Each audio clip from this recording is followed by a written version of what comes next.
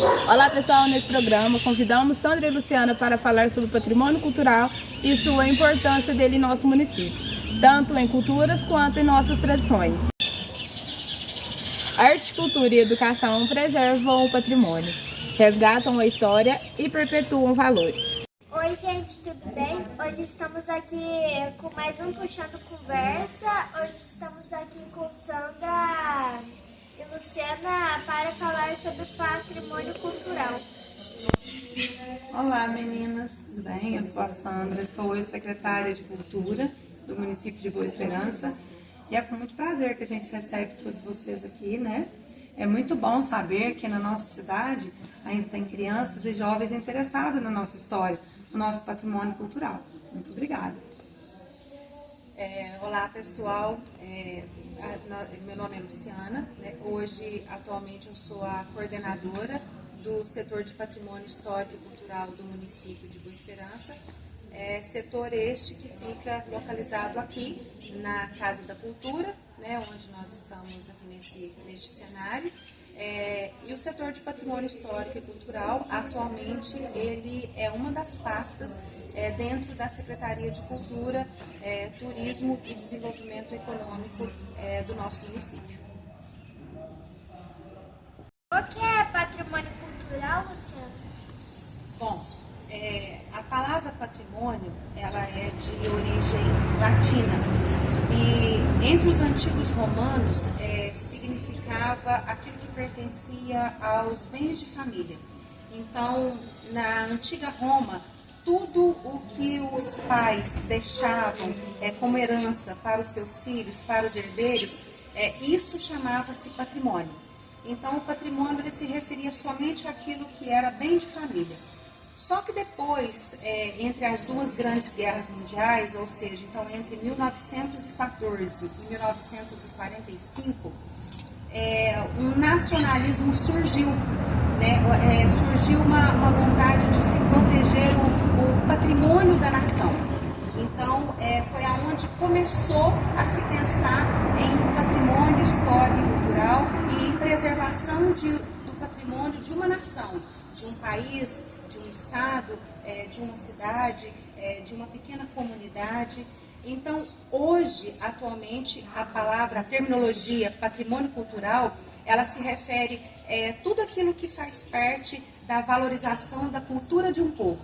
Então, as manifestações populares, a arquitetura, a escultura, pintura, artesanato, dança, música, tradições populares, culinária, tudo isso hoje engloba o que a gente chama de patrimônio histórico e cultural.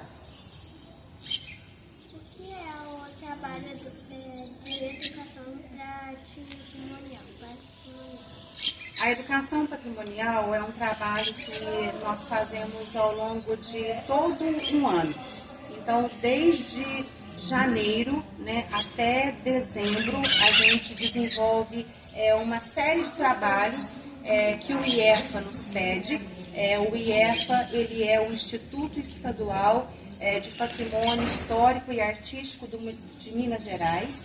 Então, nós temos uma série de trabalhos que a gente desenvolve ao longo do ano e a gente manda esses trabalhos para o IEFA para serem analisados, de modo que o município recebe uma pontuação sobre aquele trabalho que foi feito.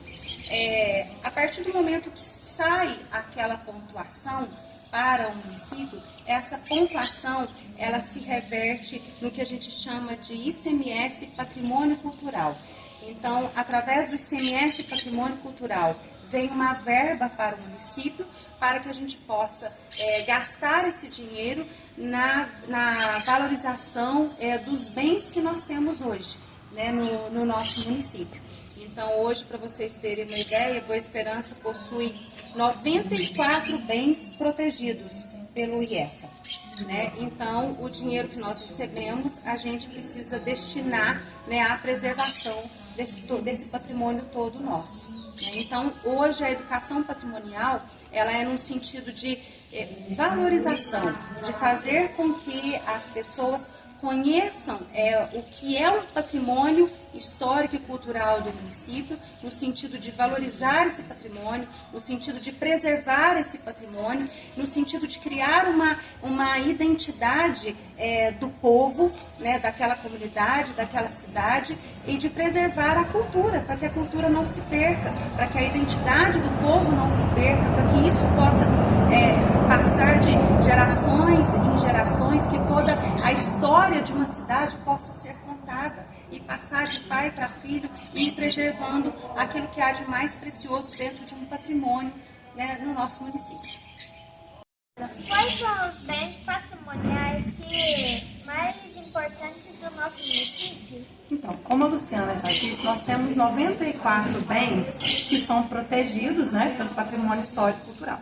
Só que nós temos 4 bens que são tombados pelo patrimônio, que é a nossa casa, né, que é uma casa muito bonita, que foi construída na década de 50, né, e na década de 80 ela passou a ser um patrimônio da Prefeitura Municipal. Nós temos o Lago do Canto, temos os manuscritos do Lamertine Mibabo que ficam guardados aqui dentro da casa, e também temos o violão do Lamertine Mibabo, que está ali na Praça do Padre Júlio, na Avenida Marechal Floriano Peixoto. Esses 4 bens, eles são protegidos por tombamento, né, que é uma proteção maior, e que nós temos a obrigação de protegê-los para que a nossa cultura não se perca e que todo mundo conheça o que a gente tem de bens. E a gente também tem um bem registrado, que são as folias de reis, né? Esse bem, ele ganha essa proteção por registro, né? A folia de reis, que é essa manifestação cultural que acontece sempre no início do ano e que a gente tem que guardar para que ela continue para futuras gerações. Então, esses 5 bens, eles são de proteção maior. Então, são os principais bens que hoje a gente tem no nosso município. Sandra, as festas tradicionais de nossa cidade fazem parte do patrimônio. Quais são as nossas principais festas? Então, a gente dá início ao ano, né, as festas do ano, lá em janeiro, com o Dia de Reis, né, e fazem parte dessa festa as nossas folias, que são bem protegidos pelo patrimônio. Depois disso, a gente vem para a nossa maior festa tradicional do Brasil, que é o Carnaval.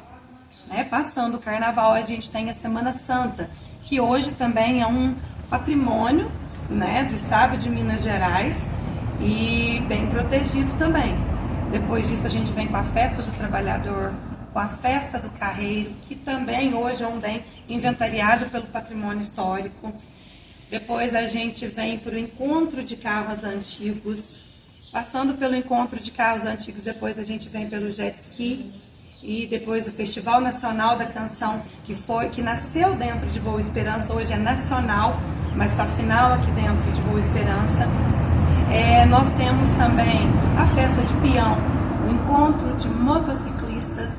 Temos depois o Dia da Cidade, né, que é uma festa que a gente comemora o aniversário da nossa cidade. E temos depois o Natal Encantado, que também é um bem protegido pelo patrimônio histórico. E depois o Réveillon.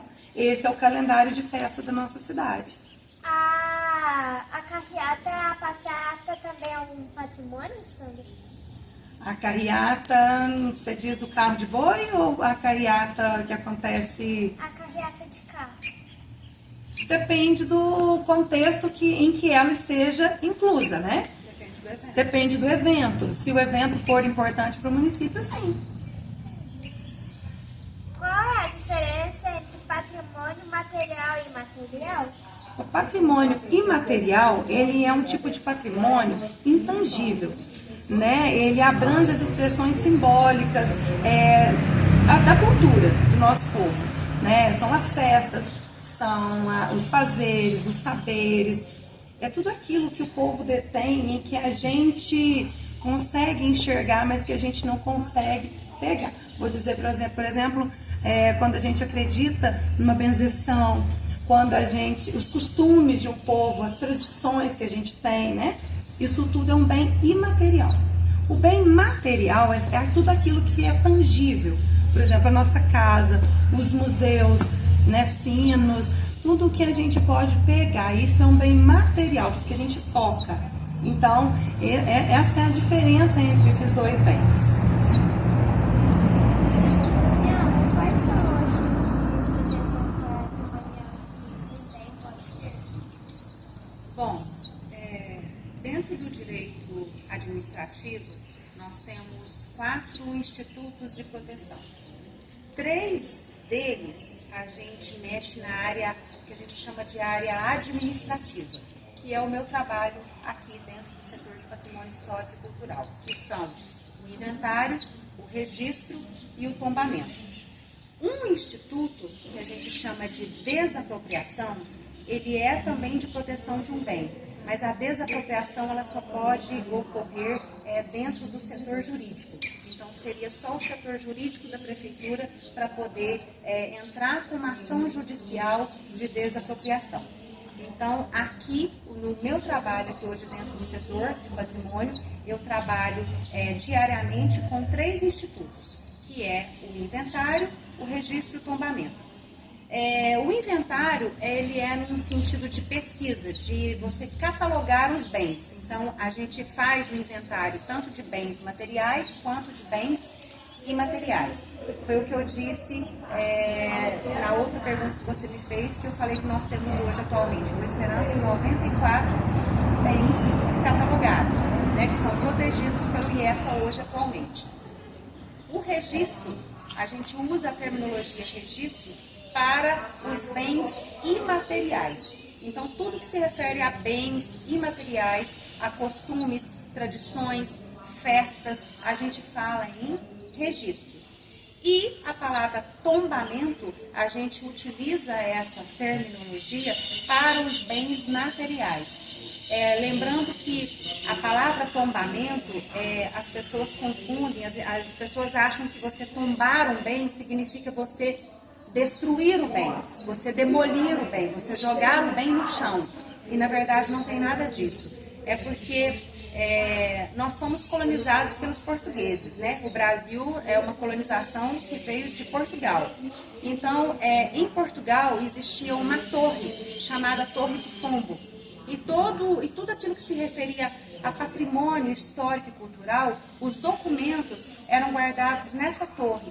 Então, a palavra tombamento, ela vem daí, né? Ela vem da Torre do Tombo, por isso que se chama tombamento. Mas, na verdade, o tombamento é a proteção maior que hoje nós temos num bem. O bem tombável, né? O bem que é passível de tombamento, ele não pode ser destruído, a não ser, é claro, né, devido a causas naturais, né? Isso pode acontecer. Nós podemos sofrer catástrofes da natureza, como por exemplo as enchentes que aconteceu no Rio Grande do Sul, que com certeza muito bem patrimonial foi destruído. Então, catástrofes da natureza como enchentes, terremotos, erupções vulcânicas, tudo isso é passível de acontecer e de destruir um bem que é tombado e que é protegido. Mas tirando essas causas naturais, no tombamento a proteção maior que um bem pode sofrer hoje, atualmente na nossa legislação. Obrigada, Luciana, por ter aceitado o nosso convite. Nós que agradecemos a oportunidade, né, o interesse de vocês em virem aqui na nossa casa, conhecer um pouco do nosso patrimônio histórico e cultural e abrir portas para outras pessoas que queiram também conhecer um pouco do nosso trabalho.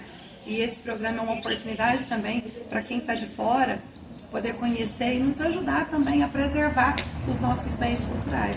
Muito obrigada pela presença de vocês aqui. Eu também agradeço a oportunidade, né, de vocês estarem aqui, de a gente fazer essa gravação, como Puxando Conversa.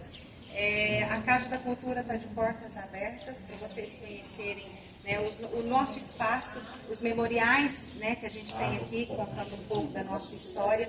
A biblioteca pública que está aqui à disposição de todos os munícipes, né, para quem quiser pegar um livro, para fazer uma leitura.